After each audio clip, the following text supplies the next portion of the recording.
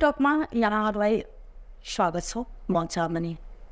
आज हामी पुनः आफ्नो स्टुडियोमा आमन्त्रित गरेको छौँ नेपाल प्रहरी पूर्व अधिकृत र एकल महिलाको निवर्तमान अध्यक्ष र WSRD उपाध्यक्ष हुनुहुन्छ सुभद्रा आलेजी। उहाँलाई हामी स्वागत गर्न चाहिरहेछौँ। त्यसपछि हामी विशेष कुराकानी गर्नेछौँ। यहाँलाई स्वागत छ।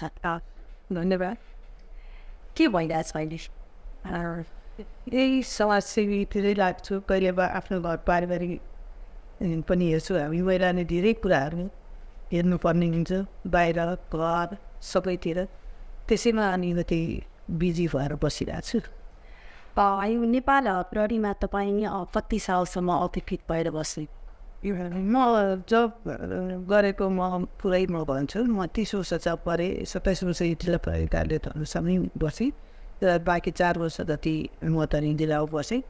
तर यहाँ महिला बाल सेवा केन्द्रमै प्रमुख भएर बस्न पाउँदा पनि मलाई एकदमै गर्व लागेको छ। त्यहीँ बसेर मैले महिला बालबालिका ज्येष्ठ नागरिकहरूकै सेवामा त्यहाँ चाहिँ हेर्न पर्ने केसहरू हुन्थ्यो। त्यही सेवा हेरेर अनि मैले 30 वर्ष जब पनि बिताएँ। त्यस सँगसँगै हामीलाई प्रहरीमा बस्दाखेरि कति कठिनाइ हुन्छ त्यो कुराहरू पनि आफूले धेरै सामना गरेर अगाडि बढेँ। त्यसभित्र बस्दा बस्दै 4वटा बच्चा पनि भयो, 3टा छोरा एउटा छोरी, 5वटा नाति नातिना पनि छ।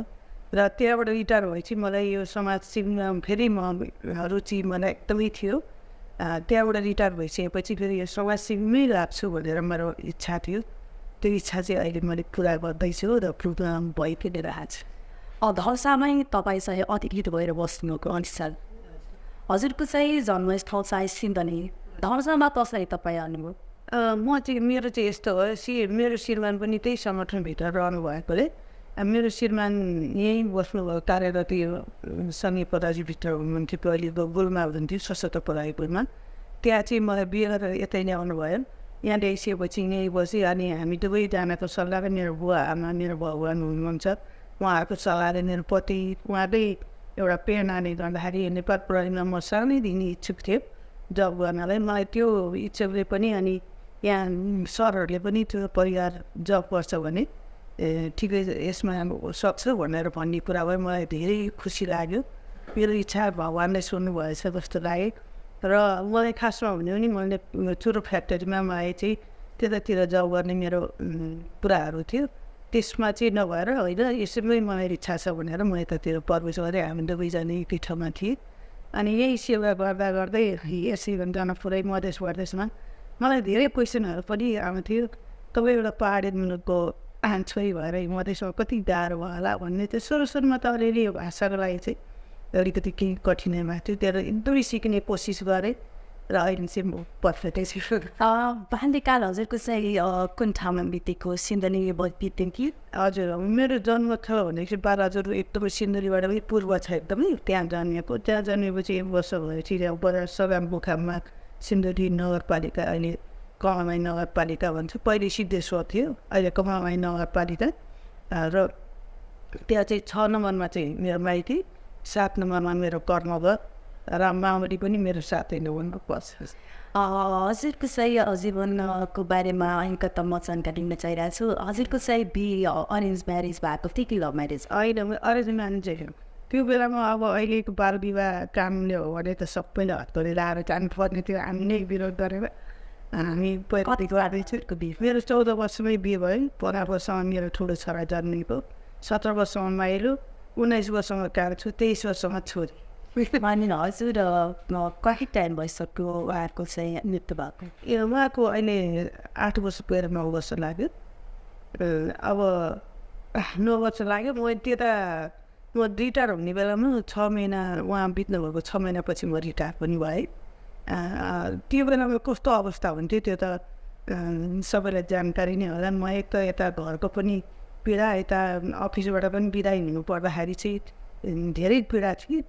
तर त्यसमा चाहिँ सबैजना मेरो अग्रजहरू जस्तो मसँग सधैँ भिडा भएर त्यससँग महिला सेवामा सहयोग गर्न आउने हुने हाम्रो सङ्घ संस्थाका त्योभित्र लङ्गित हिजो सन्देह छ उहाँहरू मेरो साथीहरू सबैजनाले उहाँहरूले दिदी अब म्याडमहरू भाइ बहिनीहरू सबैले तपाईँलाई हामी छोड्दिनँ, हामी त्यो यही सङ्घ संस्थामै काम गर्नुपर्छ भने मलाई सिन्धुली मेरो आफन्तहरूले अब त्यहाँ नबस्नु रिटायर हुन्छ कि त भने अब मेरो श्रीमान पनि बितेपछि भाइहरूले पनि फिराएको छैन, अनि देवरहरूले पनि दाइ हुनुहुन्न किन बस्ने भने होइन मलाई यही सेवा भन्छ, किनभने म यहाँ यत्रो मैले सेवा गरेर मेरो परिवारै यही छ भनेर म चाहिँ मान्नु भएन। 30 साल तपाईँ जनकपुरमा धनसामा खास गरेर तपाईँ चाहिँ नेपाल प्रहरीको अधिकृतमा तपाईँ चाहिँ काम गरिराख्नु भएको थियो होइन। आज अहिले चाहिँ तपाईँ चाहिँ जुन यो जुन एकल महिलाको अध्यक्ष हुनुहुन्छ, त्यसपछि WSRDको उपाध्यक्ष हुनुहुन्छ होइन। यो एकल महिलाको काम कर्तव्यहरू के कस्ता छन्? हाम्रो चाहिँ यो एकल महिला भनेपछि चाहिँ अब यो मानव अधिकारको लागि महिला एकल महिला समूह भनेर हाम्रो संस्था हो। यसमा चाहिँ सर्टकटमा चाहिँ WHR पनि भन्छ। यो चाहिँ केन्द्रमा हाम्रो केन्द्रदेखि नै हाम्रो सबैजना 7 प्रदेशमा हाम्रो समूह गठन गरेको छ। हेर्दैदेखि नै हामी चाहिँ एकदमै नमन गर्छौँ एकल महिला हाम्रो धनुषा परिवारदेखि सबै हाम्रो लिली थापाटी हुनुहुन्छ हाम्रो संस्थापक, अहिले राष्ट्रिय मानव आयोगको सदस्य हुनुहुन्छ। उहाँले नै हो हामीलाई चाहिँ यसरी एकल महिलालाई एकजुट बनाएर आत्मनिर्भर अगाडि बढ्नुपर्छ र पैरवी गर्नुपर्छ भन्नेमा उहाँले गर्नुभएको छ। उहाँलाई फेरि पनि म धन्यवाद दिन चाहन्छु। र उहाँले चाहिँ यो अब जस्तो रातो पहिरन थियो, त्यो रातो पहिरन त हाम्रो पहिलेदेखि नै कन्या कुमारीदेखि नै आएको हो। हामीले सिर्फ एउटा सिजुर हाम्रो पोते एउटा हाम्रो श्रीमानबाट पाएको छ हामीलाई भन्ने कुराहरू। अनि समाजबाट हेर्ने दृष्टिकोण एकल महिला हुन्छ यो हेर्दाखेरि यसलाई हेऱ्यो भने सायद नपर्ने त्यस्तो कुराहरू, अनि यो ऊबाट उसलाई शुभ कार्यहरूमा नगर्ने भन्ने समावेशी नगर्ने त्यस्ता कुराहरू धेरै छन्। अनि त्यस्तो कुरामा अनि फेरि आर्थिक कमजोरी, उसको पारिवारिक कमजोरी देखेपछि उसलाई अलिकति बोक्सीको आरोप, विभिन्न आरोपितहरू लाउने त्यस्तो भयो भने त्यो कसरी हटाउने भन्ने कुरामा चाहिँ हामीले नै यो बोक्सीको आरोपदेखि लिएर विधवा भन्न नपाइने अहिले एकल महिला भन्न पर्छ। अनि त्यसपछि एकल महिलालाई पैरवी गर्ने र उहाँहरूलाई अब सीमाङ्कित एकल महिला मात्रै नभनेर हाम्रो एकल महिला चाहिँ हामीले चाहिँ सीमाङ्कित द्वन्द्व पीडित र एकल महिला 3टा बाटो त्यहाँ हामीले हेर्छौँ उहाँहरूको लागि। उहाँहरूलाई चाहिँ गाउँमा गएर आत्मनिर्भर कसरी हुन्छ कानुनको विषयमा भन्छौँ, के हिंसा हुन्छ, कस्तो खाले हिंसा पर्नु भएको छैन र उहाँहरूले पाउने सामाजिक भत्ताहरू त्यो विषयमा चाहिँ हामीले तपाईँहरूले समयमा पाउनु भएको छैन त्यो कुराहरूलाई। र उहाँहरूको पारिवारिक समस्याहरू पारिवारिकमा चाहिँ अब धेरैभन्दा वृद्ध ज्येष्ठ नागरिकलाई त्यतिकै छ भने झन् एकल महिलाभित्र ज्येष्ठ नागरिकहरूलाई चाहिँ झन् एकदमै दयनीय अवस्था छ। त्यो कुराहरूलाई तपाईँहरू नडराउनुहोस्। नजिकको प्रहरी नगरपालिका हुन्छ, तर अहिले हामीले के गरेको छौँ भने यो छिरेश्वरनाथ नगरपालिकामा 10वटा वार्ड छ। 10वटा वार्डमा चाहिँ हामीले समूह गठन गरेका छौँ एकल महिलाको। अब उहाँहरू चाहिँ आफै एकदम मिटिङ पनि राख्न सक्नुहुन्छ र मलाई बेला बेलामा कल गर्नुहुन्छ समस्या भयो भने यस्तो छ भने। कति बेलामा त योभन्दा अगाडि केही महिनामा 3-4 महिना 3 महिनामा पाउनुपर्ने भत्ताहरू उहाँहरूले पाउनु भएको छ। के गरौँ हामी सिडी अफिसमा आङ्की हेर्नलाई के गरौँ दिदी भनेर सोध्नु हुँदा होइन त्यसरी 81 नगरौँ, पहिले स्थानीय के छ हामी आउँछौँ गएर बुझ्दा भनेर ऊ गरेँ। त्यहाँबाट भनेपछि त्यहाँ नमानेपछि त्यहाँ तालासारा बन्द गरेर ऊ गरेँ। नगरपालिकाले बिहानलाई दोष दिने, बिहानले नगरपालिकाले रोकेछ भन्ने त्यस्तो गर्दा त उहाँहरूलाई हामीले चाहिँ बसेर बैठक राखेर त्यो समयमा उहाँहरूले भत्ता पाउनुपर्छ भन्ने कुराहरू र रातो पहिरनको पहिरन गर्ने र उहाँहरूले समाजमा हेर्दाखेरि अब कुनै गाडी बेचिटी गरेर कुनै गाडी त्यस्तो कुराहरूलाई कानुन यस्तो कुरा छ तपाईँहरू डराउनु पर्दैन भन्ने। पारिवारिक कुरामा पनि यस्तो खालको घरेलु हिंसाहरू छ त्यसको ऐन छ, त्यसलाई पनि तपाईँहरूले मध्यनजर राखेर आफ्नो टोल एरियामा पनि अरू पनि त्यस्तो हामी सब न त त्यस्तो दैवले नगरोस् त्यस्तो त्यही पनि भइहाल्यो भने यसरी समूहले चाहिँ अरू व्यक्तिलाई पनि गर्नुपर्छ भन्ने कुराहरू चाहिँ हामीले गर्छौँ। जस्तै तपाईँ 30 साल धनसामा काम गर्नुभएको थियो, त्यो टाइममा मलाई लागिरहेछ कि थोरै महिलाहरू घरबाट निस्केर काम गरेको थियो, त्यति समावेशता पनि थिएन महिलाको होइन। अनि आज त्यो डेटमा चाहिँ जुन दृष्टि पहिला हेर्ने महिलालाई थियो अहिले पनि मलाई लागिरहेछ त्यस्तै छ। हजुरहरू धेरै नजिकबाट हेर्नुभएको होला त्यो टाइम र अहिलेसम्म। कस्तो के वास्तवमा चेन्ज भएको छ मान्छे भनिरहेछ कि यता चाहिँ अलिकता महिलाले अब हेर्ने दृष्टिकोण फर्किरहेछ के वास्तवमा पहिला र अहिलेमा पहिलेमा चाहिँ फरक छ त्यस्तो? एकदमै, किनभने अहिले डाटा पनि बढी आइरहेछ। तपाईँहरू जति सचेतना कार्यक्रम गर्नुहुन्छ त्यो डाटा बढी आएछ भन्ने मलाई क्वेसन पनि आउँछ। त्यो भनेको जागरुक र सचेतना भएरै हो बढी आएको। अहिले उहाँहरू बाहिर निस्किनु भएको छ। पहिले उहाँहरू प्रहरी कार्य त कि गाउँमै गएर पनि केही भन्न सक्नुहुन्थेन।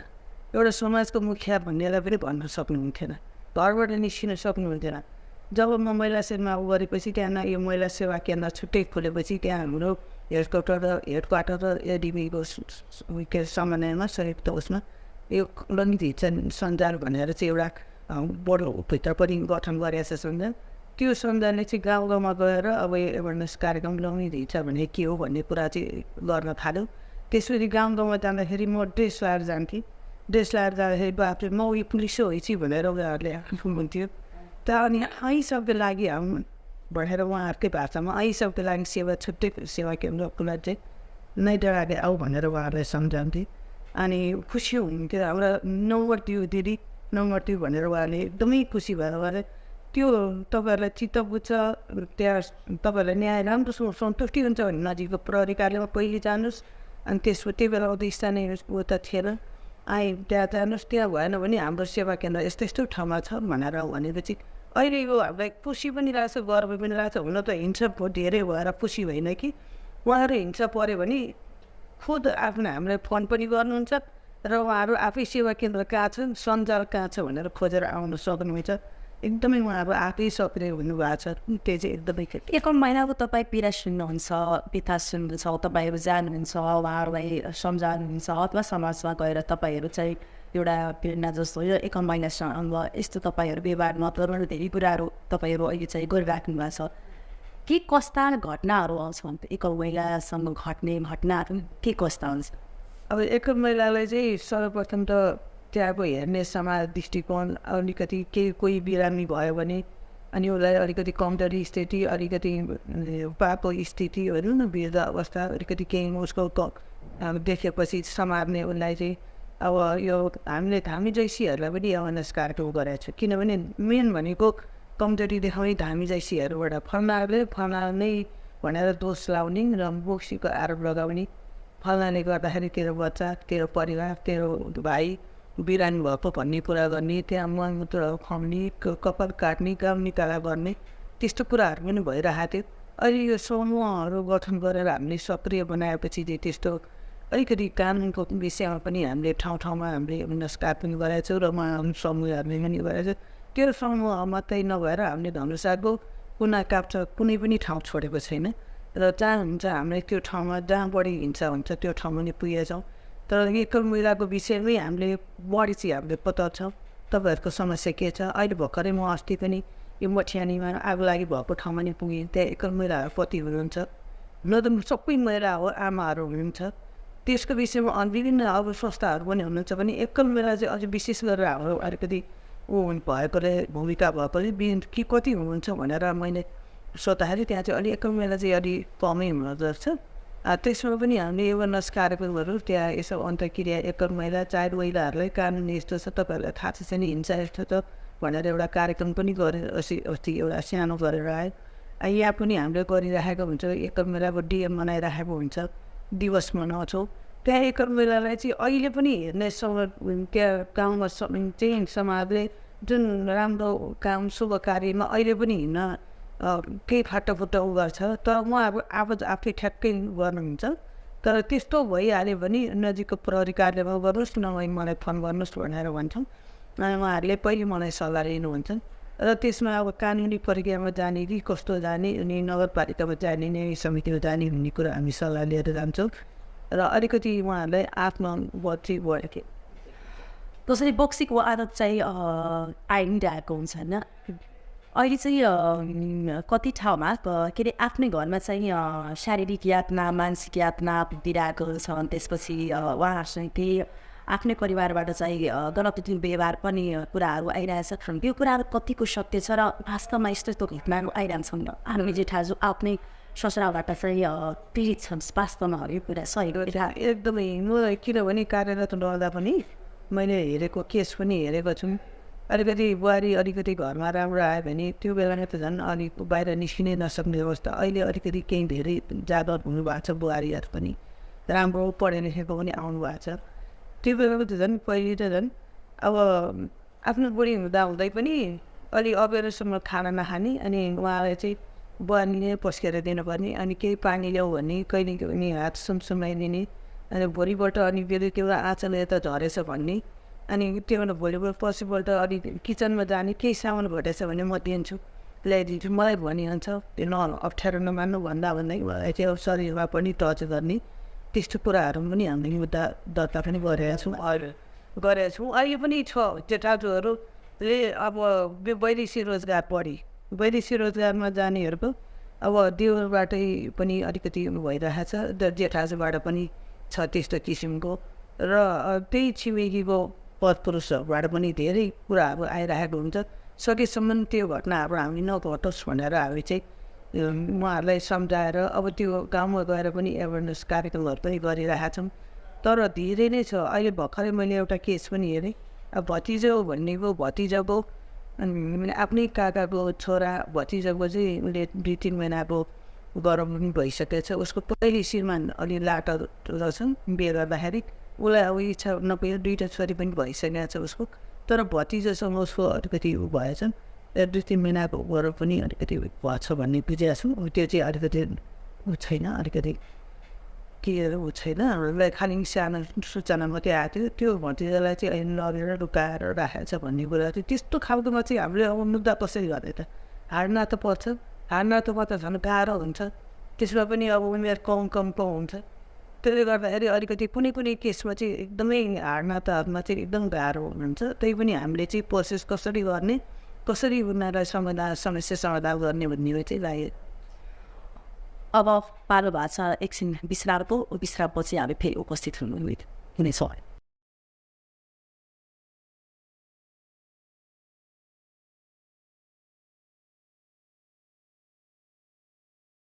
विश्रामपछि यहाँबाटै पुनः स्वागत छ। जसरी सुभद्राजी अहिले लैङ्गिक विविधताका कुराहरू आइरहेछन्, वास्तवमा अहिले पनि लैङ्गिक विविधताहरू घटनाहरू बढिरहेछन्। के कारणले घटना बढी अहिले पनि मान्छेहरू वास्तवमा जति साक्षरता हुनुभएको छ, जति शिक्षित हुनुभएको छ भन्छ मान्छे कि छोराछोरीमा चाहिँ हामी फर्क गर्दैनौँ, तर साँच्चीकैमा यो अहिले पनि समाजमा कुराहरू भइरहेछन्। एकदमै अब यो हामी त यो सहरमुखीमा त अलिक ठिकै छ, त्यति छैन। यहाँ पनि त्यस्तै छ, मैले धेरै देखेको छु। अब छोरीलाई सरकारी स्कुलमा पढाउने, छोरालाई बोर्डिङमा पढाउने, छोरीले धेरै काम गर्नुपर्ने, बिहान उठेदेखिको खाना बनाउने सिक, तिमी हतारहरू जानुपर्छ, तिमीले सिक्नुपर्छ, गर्नुपर्छ। छोरालाई चाहिँ खाऊ बाबु, उठ बस पढ, यस्तो खाऊ उस्तो खाऊ, यो कुराहरू धेरै नै छ। समाजमा छन् यो कस्ता जुन यो कुराहरू जुन छ अहिले पनि यो दलितमा छन् कि अहिले पनि दलितमा मध्यवर्गमा पनि छ। यहाँ दलितहरूमा त शिक्षाकै विचार उहाँहरूलाई धेरै अभाव छ। त्यो पनि हामीले चाहिँ गएर शिक्षा दिनुपर्छ भने त्यो दलितमा त झन् एकदमै बढी नै छ। किनभने अहिले बल्ल उहाँहरूले शिक्षातिर सबै धनी सबैजना सङ्घ संस्था सबैले नै शिक्षाको लागि चाहिँ हामीले गर्नुपर्छ, दलितलाई बढी अगाडि बढाउनुपर्छ भने, तर उहाँहरूको बालबच्चाको लागि चाहिँ अहिले पनि यो हाम्रो जुन आगलाई भाटामा हेऱ्यौँ हामीले, त्यहाँ धेरै मुस्लिम समुदायहरू छ। त्यसमा चाहिँ बालबच्चालाई कुनै पढ्न गएको छ, कुनै छैन गएको। अनि पढ्ने इच्छा छैन भनेर सोद्धाखेरि पढ्ने इच्छा छ, कसैको हामीलाई कापी कलमै किन्न पाउँदैन, अब किताबै किन्न सकिँदैन, कसरी पढ्न जाने भनेर भन्ने हुन्छ। उहाँहरूको आमा भने पनि त्यही भन्छ, बच्चाले पनि त्यही भन्छ, र पढ्नुपर्छ, तपाईँहरूको समुदायले पनि पढेर ठुलो मान्छे बन्नुपर्छ भन्ने हामीले गएका छौँ। त्यसमा पनि अनि अब अहिले मध्यम वर्गको चाहिँ बढी छ मलाई लाग्छ। मलाई जति अब ठुलो त खास त्यस्तो छैन, शिक्षित हुनुहुन्छ, न त यहाँ अब विभिन्न किसिमको ठुल्ठुला घरका पनि घटनाहरू त हामीसँग नआएको होइन, डक्टरनीहरूको पनि घटना आइरहेको छ।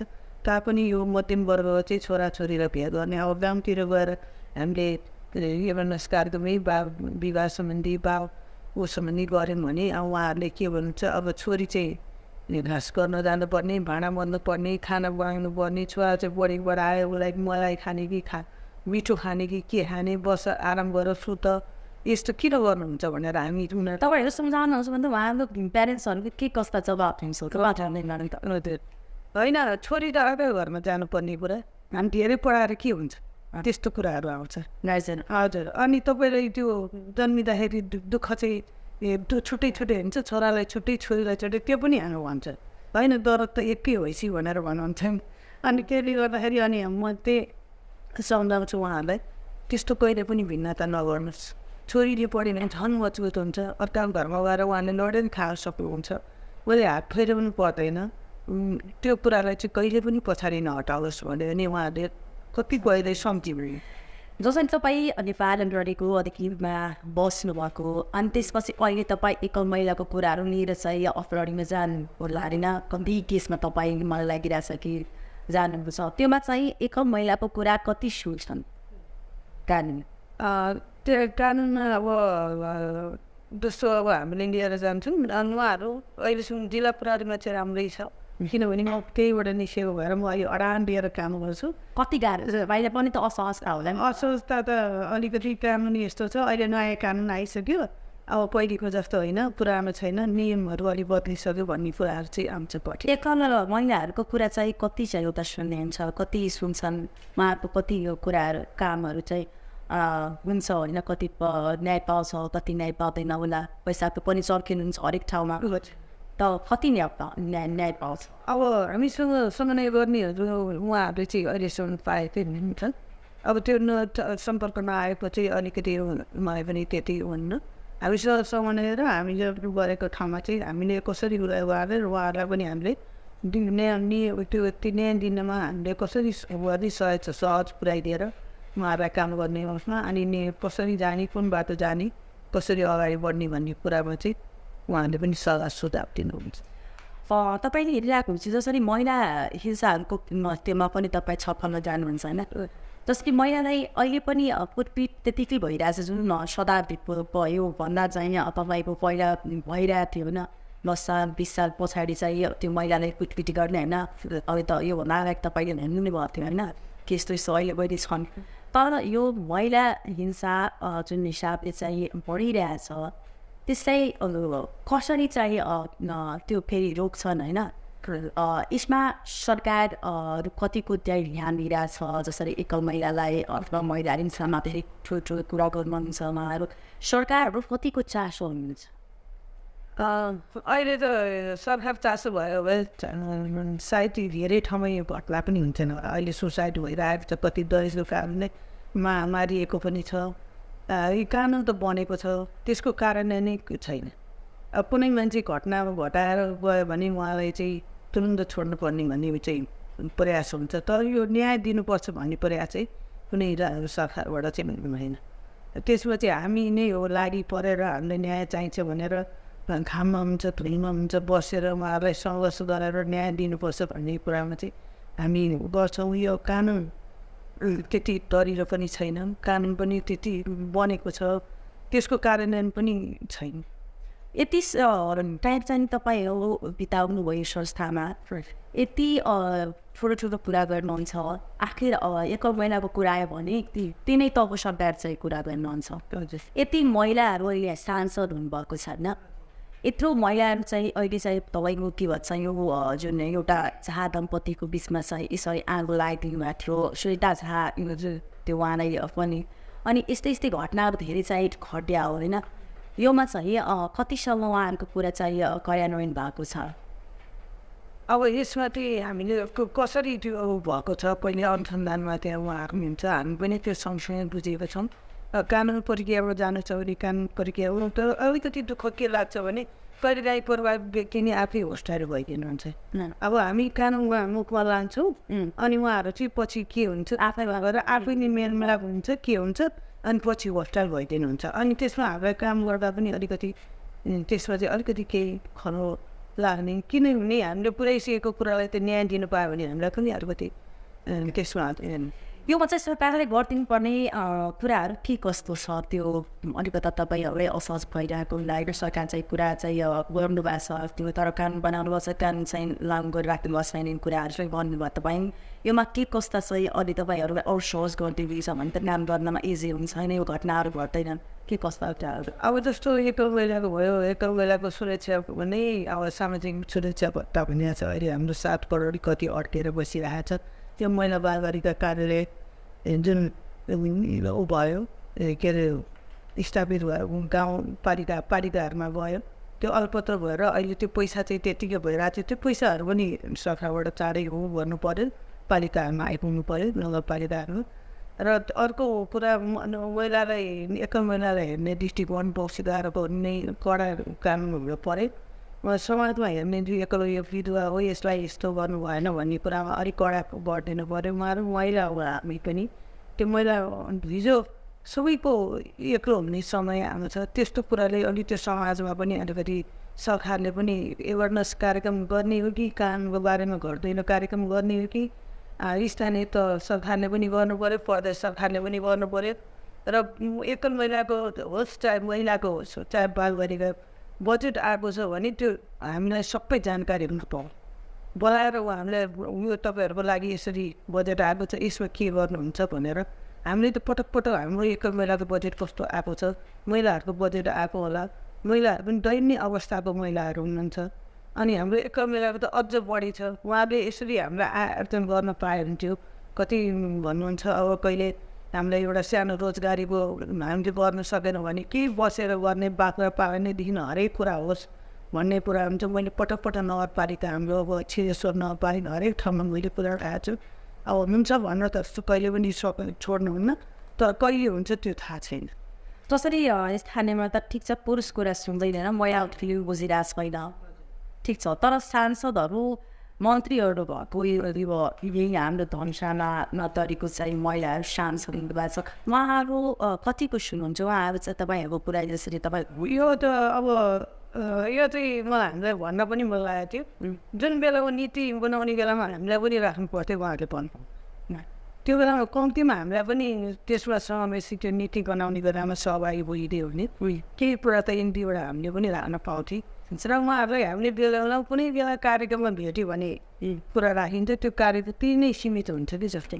त्यसरी म यसमा बोल्नु त्यो भएर चाहिँ त्यसपछि हामीले भेट पनि हुँदैन उहाँहरूलाई र उहाँहरूले पनि हामीलाई बोलाएर फेरि पुनः हामीलाई के भइरहेछ तपाईँहरूले कस्तो अगाडि बढ्दै हुनुहुन्छ के समस्या छ भने चाहिँ एकजना दुईजना त अलिकति गर्नुहुन्छ त्यो पनि हामीले सामने भेट भयो भने तर यसरी पर्सनल अब उहाँहरूले हामीलाई अहिलेसम्म बोलाएर नीति विभिन्न बनाउने बेलामा हुन्छ एकल महिला हुन्छ महिला हिंसा हुन्छ बालबालिका हुन्छ ज्येष्ठ नागरिक हुन्छ कोही अहिलेसम्म चाहिँ हामीलाई चाहिँ गर्नु भएको छैन त्यसमा बोलाउनु भयो भने कम्तीमा हाम्रो 2 शब्द मात्रै हामीले राख्नु पायो भने हाम्रो पारित हुन्छ अथवा नहोला तर त्यो हामीलाई पनि अलिकति सन्तुष्टि हुन्थ्यो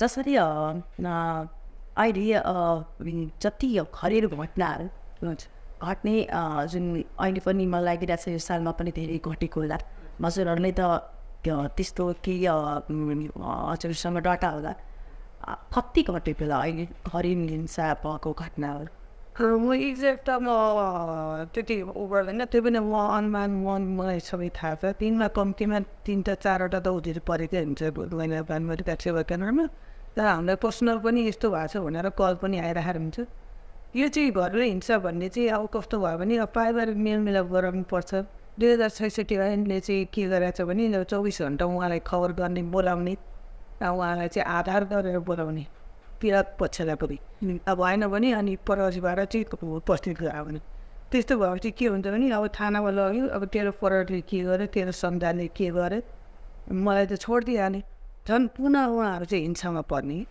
अनि झन् मलाई के गर्यो झन् मेरो उल्टै बेइज्जत गरिस् तेरो तैँले के पाइस् भन्ने त्यो कुराहरूलाई चाहिँ अलिकति झन् डबल सजाय उहाँहरू पीडामा पर्ने भएकोले चाहिँ अनि त्यो कुराले चाहिँ ऐन चाहिँ एकदमै फितलो छ त्यो ऐन पनि अब कडा कारवाही गर्न पनि अलिकति समस्या छ उहाँहरूको सबैसम्म हामी चाहिँ त्यो पारिवारिक मेलमिलापै होस् भनेर हामी चाहिँ त्योपट्टि लाग्छौँ। जसरी न्याय पाउँदैन भने यो मान्छेहरू त त्यसपछि तपाईँहरूमाथि त बिहेमा आउँदै होला नि त, तपाईँ पैसा खानुभएको छ भनेर यस्तो यस्तो कुराहरू आउँदै होला होइन। आएको पनि छ विगतमा हामीहरू सुनेका छौँ। जसरी अब हामी नाम लिँदैनौँ तर एउटा घटना चाहिँ घट्याएको थियो, त्यो घटनामा चाहिँ हामी आएको नाम आएको थियो कि रोजगार खाएर चाहिँ त्यतिकै अब यता धेरै मान्छेहरूको जसरी तपाईँको नाम आयो, रेखा झाको नाम आयो, हरेक महिला सेक्टर जुन संस्थामा चाहिँ उहाँ अब त हुन्छ उहाँहरू त सबैको नाम आयो भनेर पैसा खाएर चाहिँ मिल्नुभएको छ। के किन यस्तो कुराहरू छन्? यो उसमा सन्तुष्टि चित्त नबुझेर मलाई न्याय चट्ट पाउनु, त्यसमा त अनुसन्धान हुन्छ मलाई न्याय कसरी दिने, त्यो त हामीले पनि बाटोहरू खोजिरहेको हुन्छ। थाहा छ मलाई त्यो हामीले पनि आरोपित एकदमै झेल्न पर्छ। अब त्यो दुई पछिको एक पछिको सन्तुष्टि त हुँदैन, त्यो त अब एक पछिलाई त अलिकति केही न केही हुन्छ। त्यसमा हामीले पैसा खायो भनेर भन्दैमा हामीलाई दुखित त हुन्न, हामीले खाएकै हुँदैन भने हामी किन दुखित हुनु? हामीले पहल गरेको छौँ, यस पछिलाई चित्त बुझ्दैन, यिनीहरूले पक्कै पनि पैसा खाएर नै यिनीहरूले त्यसको पछिबाट लागेको हो भन्ने उहाँहरूको सोच हो। त्यति हो। हामीले चाहिँ न्याय कसरी दिने उहाँलाई, त्यसमा पनि कानुनमा गएपछि विभिन्न किसिमको प्रमाणहरू चाहिन्छ। त्यो प्रमाणको लागि प्रबन्धशीहरू हामीले खोज्दाखेरि टाइम लाग्छ, उहाँलाई सन्तुष्टि हुन उहाँले एकैचोटि त्यो आरोपहरू चाहिँ लाग्नुहुन्छ। हुन्छ यति हजुरले चाहिँ यति साल काम गर्नुभएको होइन, यति सालमा हजुरले सबैभन्दा जुन मान्छेले तपाईँले काम गरिदिनु भएको होला अथवा जसको लागि तपाईँले न्याय त्यो गर्नुभएको होला, जुन हुन्छ नि एउटा सबैभन्दा एउटा केस जुन हुन्छ इम्पोर्टेन्ट हुन्छ मान्छेको हरेक घटनामा तपाईँहरू चाहिँ न्याय दिलाउनु भएको होला, तर एउटा इम्पोर्टेन्ट चाहिँ सबैभन्दा खास कुन केस थियो कि तपाईँले चाहिँ त्योमा धेरै खुसी हुनुभएको थियो, त्यो एउटा कुनै छ हजुरलाई त्यस्तो केही? यसमा नि मलाई चाहिँ त्यो एउटा भन्दा नि मलाई त धेरै मनपर्छ। बाहिर हिँड्दा पनि मलाई नमस्ते हजुर भनेर भन्छ, म चिन्दिनँ भनेर भने मेरो छोरीको मलाई केस गरिदिनु भएको थियो, अब नातिना जन्मे मेरो जाने राम्रोसँग पालो हुन्छ, यो हजुरको देन मलाई एकदम खुसी लाग्छ भने त्यही नै मेरो ठुलो एकदमै। धेरै धेरै धन्यवाद त्यो सुभद्रा आले।